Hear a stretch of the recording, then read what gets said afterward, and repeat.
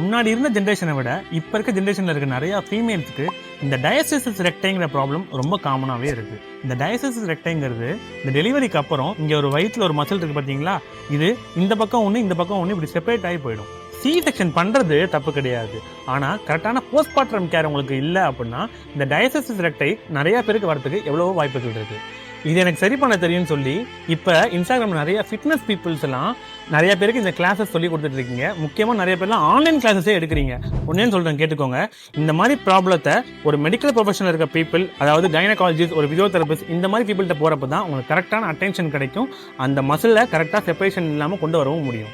இந்த எக்ஸசைஸ் பண்ணுறதுக்கு முன்னாடி அசஸ்மெண்ட்டுங்கிறது ரொம்ப முக்கியமான ஒரு விஷயம். அதாவது எவ்வளோ தூரம் செப்பரேட் ஆகிருக்கு, எவ்வளோ டெப்த் வரைக்கும் செப்பரேட் ஆகிருக்கு, அது மட்டும் இல்லாமல் அக்சசரி கம்ப்ளைண்ட்டு இந்த பெல்விக் ஃப்ளோர் மசில்ஸ்லாம் எப்படி இருக்குது, லோ பேக் பெயின் இருக்கா, இந்த மாதிரி நிறையா விஷயங்கள் இருக்குது. இதெல்லாம் எதுவுமே கரெக்ட் பண்ணாமல் டேரெக்டாக எக்ஸசைஸ் போனீங்க அப்படின்னா இது கண்டிப்பாக சரியாகாது.